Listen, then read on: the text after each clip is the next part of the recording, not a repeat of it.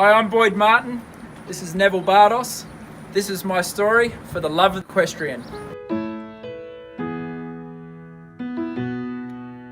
I'm an international 3-day event rider. I was born in Australia but now ride for America. We grew up on the outskirts of Sydney. Pony Club was there, so we had a couple of ponies in the backyard. We did mounted games, jumping, eventing, you name it. And that's how basically I got started with horses. I just love competition. I love training the horses, and I was very fortunate as I was sort of finishing up school. This passion and the love for horses could ultimately turn into a career. My first 5-star horse was a horse called Flying Doctor. And we bought him as a 12-year-old off-the-track thoroughbred that never evented for $1,200. And I fell off him when we tried him.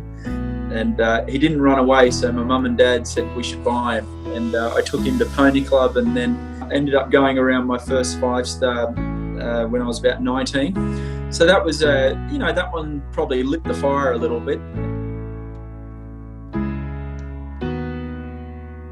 Things were humming along actually. We had a lot of horses in training. We were renting the top barn from Philip Dutton. I got a phone call about midnight with one of the girls that worked for us just screaming that there was a fire. So I quickly jumped in the car and drove down, and I'll never forget it. You could just see this massive sort of yellow glow in the sky as you're approaching the farm. And I'll never forget it. It was just the whole barn was just ablaze and black smoke everywhere and fire engines and sirens, and it was a horrific sight, and sort of almost go a little bit numb when you get encountered with something like that. And we were lucky in the sense that we had a couple of friends there that we sort of ran into the barn and managed to free a couple of horses that were hiding and cowering in their stable. So we did well there. We sort of salvaged 3 or 4 horses that would have been dead. But we lost 6 horses,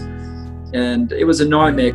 Neville Bardos, he's a great horse, but he wasn't that talented. He was just a tough, rugged Australian thoroughbred. I mean, just a tough horse that tried and tried and tried. And he was actually one of the horses that was stuck in the fire. And God, I'll never forget it. Like I didn't know it was his stable, but going in the stable and hearing a horse in the background and feeling his wind-sucking collar, and then trying to drag him down the aisleway where Philip's behind him like a rugby player trying to push him down the burning building. And I mean, it was like a movie. Like the roof was falling in and you couldn't see anything. And luckily he got the old horse out, and he had burns, and he went straight to the intensive care unit at New Bolton Centre. And then he started healing up, and we ended up getting the nod to keep going with him. And then we actually got him to Burleigh that year, which was a huge goal of mine. He went to Burleigh and just roared around the course. He finished 7th, so he was a good boy. He's still with us actually. He's in the back paddock, and he must be 20-something years old now, and he's a good old horse. He's just always inquisitive at the barn. He's always got his ears pricked, and he loves being part of the action.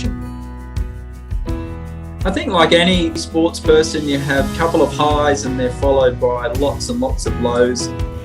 I think over the years, I've just learned to roll with the punches a little bit. Just had the mentality of this is not going to define us. Just a bump in the road, and you just got to keep soldiering on. And the amazing thing is that there's a huge equestrian community around, and as soon as something terrible happens like this, you feel the absolute warmth from all the other people that love horses that are around you, and everyone's helping you out to get back on your feet. There wasn't a moment that I ever woke up in the morning and thought, I don't want to go on. And dust yourself off and understand that every day there's going to be a struggle that you just got to keep pushing through. And I think we're very, very lucky to have this thing where we wake up in the morning and we go straight to the stable, and you walk down the aisleway, and then you hear the horses nickering at you, and all of a sudden a couple of horses' heads pop out the stable door, and they're just sort of just wondering if that's breakfast already, and you hear a couple of the horses sort of neighing. I think that's a pretty cool experience, and